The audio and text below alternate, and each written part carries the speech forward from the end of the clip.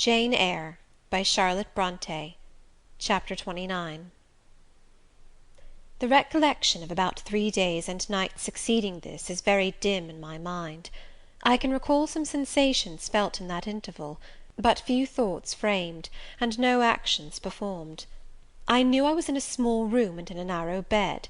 To that bed I seemed to have grown. I lay on it motionless as a stone, and to have torn me from it would have been almost to kill me.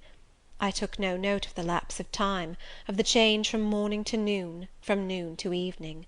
I observed when any one entered or left the apartment. I could even tell who they were. I could understand what was said when the speaker stood near to me, but I could not answer. To open my lips or move my limbs was equally impossible. Hannah, the servant, was my most frequent visitor. Her coming disturbed me. I had a feeling that she wished me away, that she did not understand me or my circumstances, that she was prejudiced against me. Diana and Mary appeared in the chamber once or twice a day. They would whisper sentences of this sort at my bedside. "It is very well we took her in." "Yes, she would certainly have been found dead at the door in the morning had she been left out all night. I wonder what she has gone through. Strange hardships, I imagine. Poor emaciated pallid wanderer.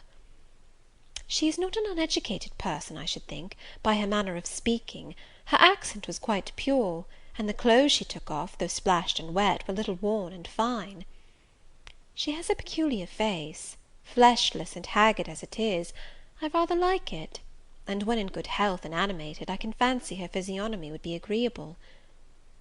Never once in their dialogues did I hear a syllable of regret at the hospitality they had extended to me, or of suspicion of, or aversion to, myself. I was comforted. Mr. St. John came but once.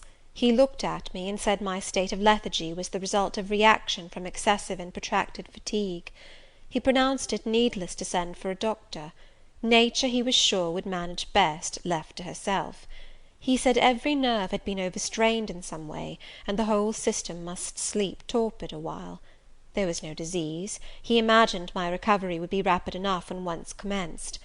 These opinions he delivered in a few words, in a quiet, low voice, and added, after a pause, in the tone of a man little accustomed to expansive comment, "Rather an unusual physiognomy, certainly not indicative of vulgarity or degradation." "Far otherwise," responded Diana. "To speak truth, St. John, my heart rather warms to the poor little soul. I wish we may be able to benefit her permanently." "That is hardly likely," was the reply.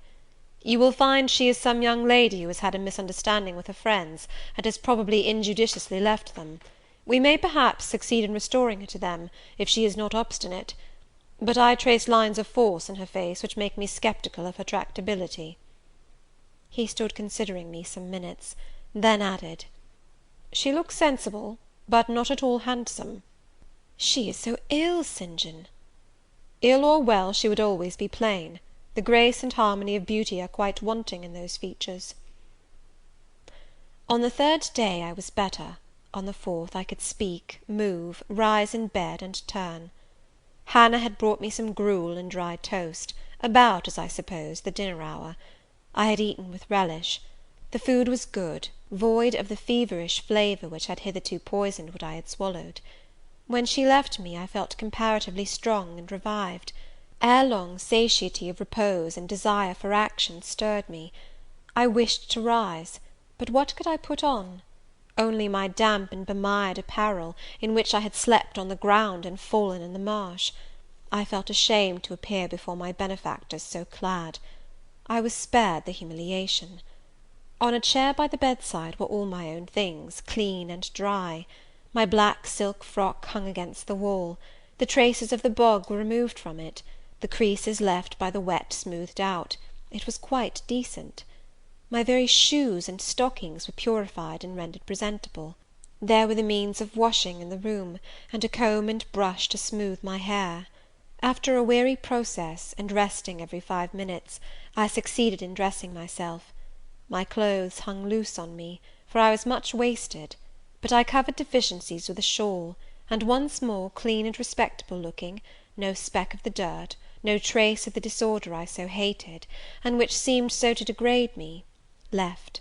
I crept down a stone staircase, with the aid of the banisters, to a narrow low passage, and found my way presently to the kitchen. It was full of the fragrance of new bread and the warmth of a generous fire. Hannah was baking. Prejudices, it is well known, are most difficult to eradicate from the heart, whose soil has never been loosened or fertilized by education. They grow there, firm as weeds among stones. Hannah had been cold and stiff indeed at the first. Latterly she had begun to relent a little, and when she saw me come in tidy and well dressed, she even smiled. "What, you have got up?" she said. "You are better then. You may sit you down on my chair on the hearthstone, if you will." She pointed to the rocking-chair. I took it. She bustled about, examining me every now and then with the corner of her eye. Turning to me as she took some loaves from the oven, she asked bluntly, "Did you ever go a-begging afore you came here?" I was indignant for a moment, but remembering that anger was out of the question, and that I had indeed appeared as a beggar to her, I answered quietly, but still not without a certain marked firmness, "You are mistaken in supposing me a beggar. I am no beggar, any more than yourself or your young ladies." After a pause, she said, "I do not understand that. You've like no house, nor no brass, I guess." "The want of house or brass, by which I suppose you mean money, does not make a beggar in your sense of the word." "Are you book-learned?" she inquired presently. "Yes, very." "But you've never been to a boarding-school?" "I was at a boarding-school 8 years." She opened her eyes wide. "Whatever cannot you keep yourself for, then?" "I have kept myself, and I trust shall keep myself again. What are you going to do with these gooseberries?" I inquired, as she brought out the basket of the fruit. "Mek 'em into pies." "Give them to me, and I'll pick them." "Nay, I do not want you to do naught." "But I must do something. Let me have them." She consented, and she even brought me a clean towel to spread over my dress, "lest," as she said, "I should mucky it." "You've not been used to servant's work, I see by your hands," she remarked. "Happen you've been a dressmaker?" "No, you are wrong. And now never mind what I have been. Don't trouble your head further about me, but tell me the name of the house where we are." "Some calls it Marsh End, and some calls it Moor House." "And the gentleman who lives here is called Mr. St. John?" "Nay, he doesn't live here, he's only staying a while. When he is at home, he's in his own parish at Morton." "That village a few miles off?" "Ay." "And what is he?" "He is a parson." I remembered the answer of the old housekeeper at the parsonage, when I had asked to see the clergyman. This, then, was his father's residence? Ay, old Mr. Rivers lived here, and his father, and his grandfather, and great-grandfather afore him. The name, then, of that gentleman is Mr. St. John Rivers? Ay, St. John is like his Kirsten name. And his sisters are called Diana and Mary Rivers? Yes. Their father is dead? Dead 3 weeks sin of a stroke. They have no mother? The mistress has been dead this many a year. Have you lived with the family long? I've lived here 30 year. I nursed them all 3. That proves you must have been an honest and faithful servant. I will say so much for you, though you have had the incivility to call me a beggar. She again regarded me with a surprised stare. "I believe," she said, "I was quite mista'en in my thoughts o' you, but there is so many cheats goes about, you mun forgi'e me." "And though," I continued rather severely, "you wished to turn me from the door on a night when you should not have shut out a dog." "Well, it was hard, but what can a body do? I thought more o' the children nor o' myself. Poor things! they've like nobody to take care of 'em but me. I'm like to look sharpish." I maintained a grave silence for some minutes. "You munnot think too hardly of me," she again remarked.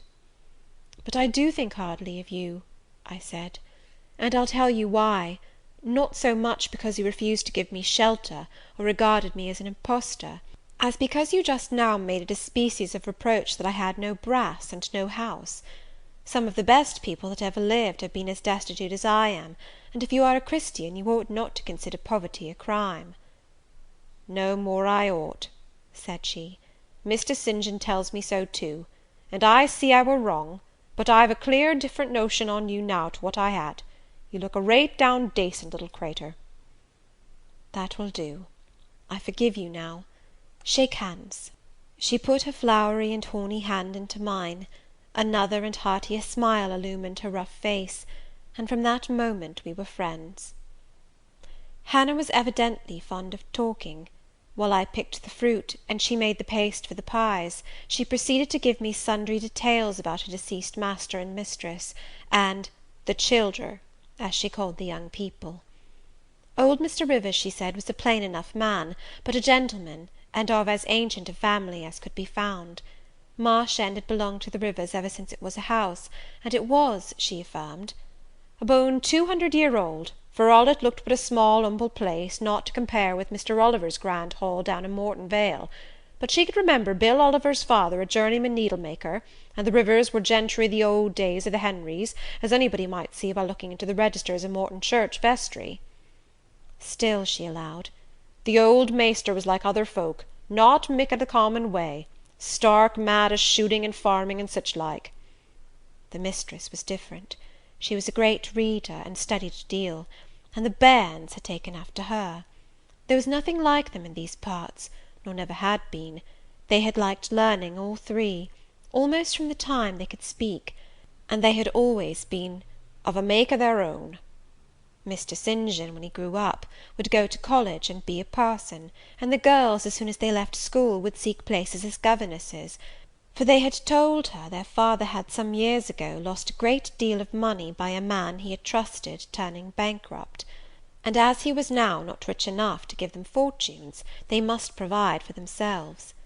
They had lived very little at home for a long while, and were only come now to stay a few weeks on account of their father's death.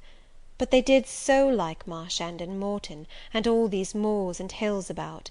They had been in London and many other grand towns, but they always said there was no place like home; and then they were so agreeable with each other, never fell out nor threaped. She did not know where there was such a family for being united. Having finished my task of gooseberry picking, I asked where the two ladies and their brother were now. "Gone over to Morton for a walk, but they would be back in half an hour to tea." They returned within the time Hannah had allotted them. They entered by the kitchen door. Mr. St. John, when he saw me, merely bowed and passed through. The two ladies stopped. Mary, in a few words, kindly and calmly expressed the pleasure she felt in seeing me well enough to be able to come down.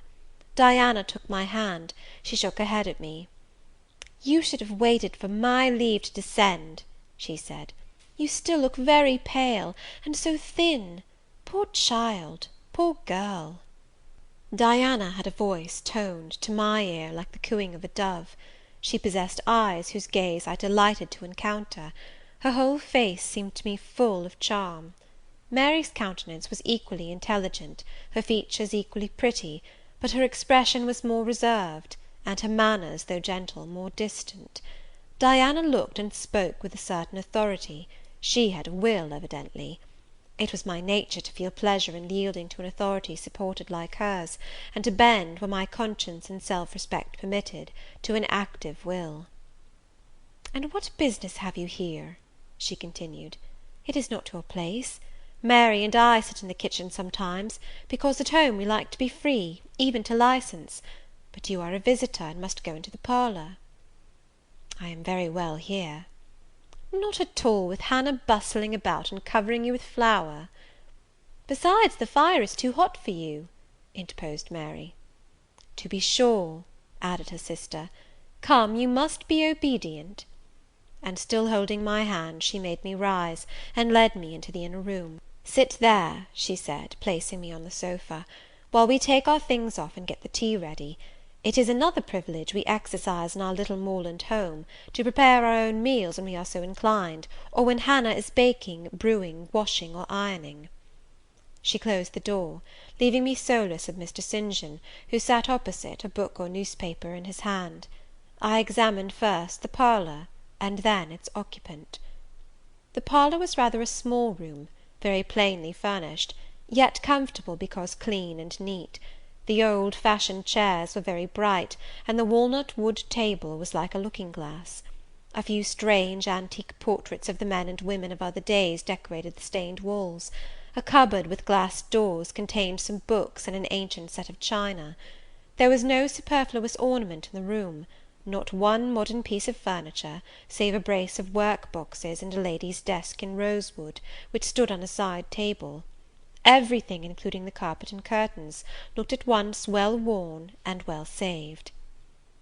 Mr. St. John, sitting as still as one of the dusty pictures on the walls, keeping his eyes fixed on the page he perused, and his lips mutely sealed, was easy enough to examine. Had he been a statue instead of a man, he could not have been any easier. He was young, perhaps from 28 to 30, tall, slender. His face riveted the eye.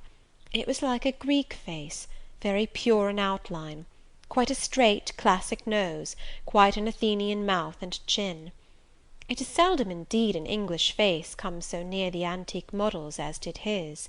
He might well be a little shocked at the irregularity of my lineaments, his own being so harmonious. His eyes were large and blue, with brown lashes. His high forehead, colourless as ivory, was partially streaked over by careless locks of fair hair. This is a gentle delineation, is it not, reader? Yet he whom it describes scarcely impressed one with the idea of a gentle, a yielding, an impressible, or even of a placid nature. Quiescent as he now sat, there was something about his nostril, his mouth, his brow, which, to my perceptions, indicated elements within either restless, or hard, or eager. He did not speak to me one word, nor even direct to me one glance, till his sisters returned. Diana, as she passed in and out in the course of preparing tea, brought me a little cake, baked on the top of the oven.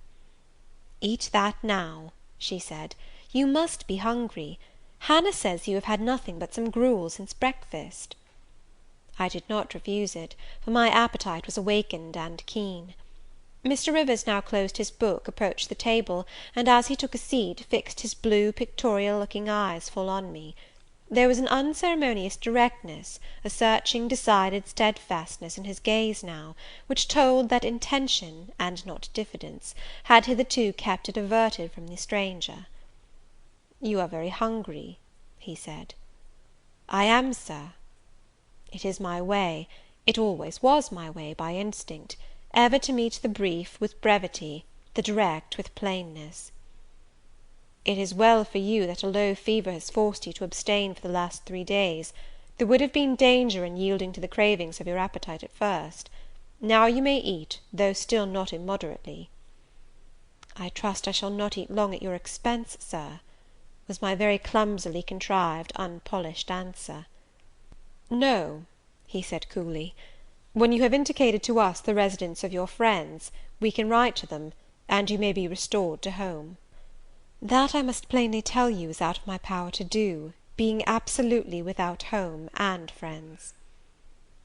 The three looked at me, but not distrustfully.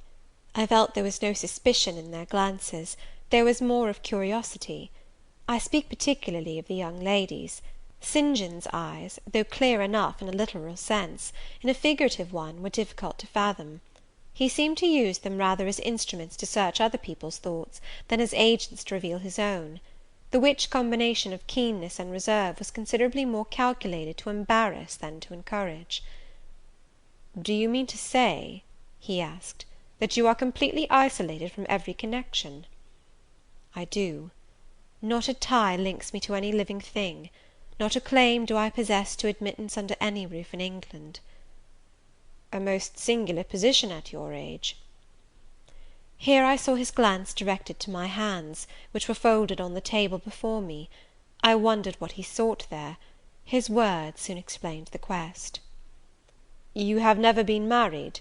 You are a spinster?" Diana laughed.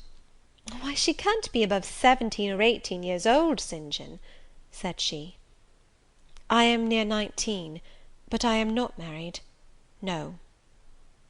I felt a burning glow mount to my face, for bitter and agitating recollections were awakened by the allusion to marriage. They all saw the embarrassment and the emotion. Diana and Mary relieved me by turning their eyes elsewhere than to my crimsoned visage; but the colder and sterner brother continued to gaze, till the trouble he had excited forced out tears as well as colour. "Where did you last reside?" he now asked. "You are too inquisitive, St. John," murmured Mary in a low voice; but he leaned over the table, and required an answer by a second firm and piercing look. "The name of the place where, and of the person with whom I lived, is my secret," I replied concisely. "Which, if you like, you have, in my opinion, a right to keep, both from St. John and from every other questioner," remarked Diana. "Yet, if I know nothing about you or your history, I cannot help you," he said. "And you need help, do you not?"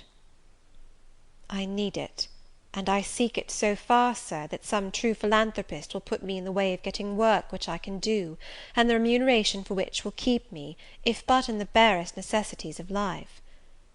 "I know not whether I am a true philanthropist, yet I am willing to aid you to the utmost of my power in a purpose so honest. First, then, tell me what you have been accustomed to do, and what you can do." I had now swallowed my tea.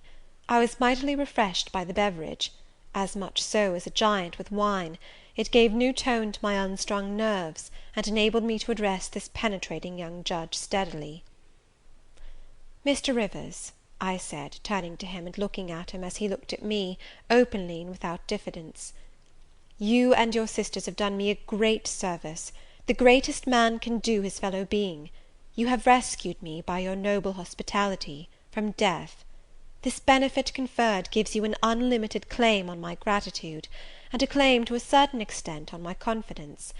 I will tell you as much of the history of the wanderer you have harboured, as I can tell without compromising my own peace of mind, my own security, moral and physical, and that of others. I am an orphan, the daughter of a clergyman. My parents died before I could know them. I was brought up a dependent, educated in a charitable institution. I will even tell you the name of the establishment, where I passed 6 years as a pupil, and 2 as a teacher: Lowood Orphan Asylum, shire. You will have heard of it, Mr. Rivers? The Reverend Robert Brocklehurst is the treasurer." "I have heard of Mr. Brocklehurst, and I have seen the school." "I left Lowood nearly a year since to become a private governess. I obtained a good situation, and was happy. This place I was obliged to leave 4 days before I came here. The reason of my departure I cannot and ought not to explain. It would be useless, dangerous, and would sound incredible. No blame attached to me. I am as free from culpability as any one of you 3. Miserable I am, and must be for a time; for the catastrophe which drove me from a house I had found a paradise was of a strange and direful nature. I observed but 2 points in planning my departure: speed, secrecy. To secure these, I had to leave behind me everything I possessed except a small parcel, which, in my hurry and trouble of mind, I forgot to take out of the coach that brought me to Whitcross. To this neighbourhood, then, I came, quite destitute. I slept 2 nights in the open air, and wandered about 2 days without crossing a threshold; but twice in that space of time did I taste food, and it was when brought by hunger, exhaustion, and despair almost to the last gasp, that you, Mr. Rivers, forbade me to perish of want at your door, and took me under the shelter of your roof. I know all your sisters have done for me since, for I have not been insensible during my seeming torpor, and I owe to their spontaneous, genuine, genial compassion as large a debt as to your evangelical charity." "Don't make her talk any more now, St. John," said Diana, as I paused. "She is evidently not yet fit for excitement. Come to the sofa, and sit down now, Miss Elliot." I gave an involuntary half start at hearing the alias. I had forgotten my new name. Mr. Rivers, whom nothing seemed to escape, noticed it at once. "You said your name was Jane Elliot," he observed. "I did say so, and it is the name by which I think it expedient to be called at present; but it is not my real name, and when I hear it, it sounds strange to me." "Your real name you will not give?" "No. I fear discovery above all things, and whatever disclosure would lead to it, I avoid." "You are quite right, I am sure," said Diana. Now do, brother, let her be at peace a while." But when St. John had mused a few moments, he recommenced as imperturbably and with as much acumen as ever. "You would not like to be long dependent on our hospitality. You would wish, I see, to dispense as soon as may be with my sister's compassion, and above all with my charity. I am quite sensible of the distinction drawn, nor do I resent it; it is just. You desire to be independent of us?" "I do. I have already said so. Show me how to work, or how to seek work; that is all I now ask. Then let me go, if it be but to the meanest cottage; but till then allow me to stay here. I dread another essay of the horrors of homeless destitution." "Indeed you shall stay here," said Diana, putting her white hand on my head. "You shall," repeated Mary, in the tone of undemonstrative sincerity which seemed natural to her. "My sisters, you see, have a pleasure in keeping you," said Mr. St. John, "as they would have a pleasure in keeping and cherishing a half-frozen bird, some wintry wind might have driven through their casement. I feel more inclination to put you in the way of keeping yourself, and shall endeavour to do so; but observe, my sphere is narrow. I am but the incumbent of a poor county parish; my aid must be of the humblest sort; and if you are inclined to despise the day of small things, seek some more efficient succour than such as I can offer." "She has already said that she is willing to do anything honest she can do," answered Diana for me; "and you know, St. John, she has no choice of helpers; she's forced to put up with such crusty people as you."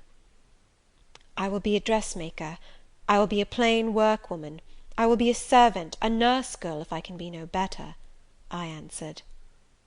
"Right," said Mr. St. John, quite coolly; "if such is your spirit, I promise to aid you in my own time and way." He now resumed the book with which he had been occupied before tea. I soon withdrew, for I had talked as much, and sat up as long, as my present strength would permit. CHAPTER XXX.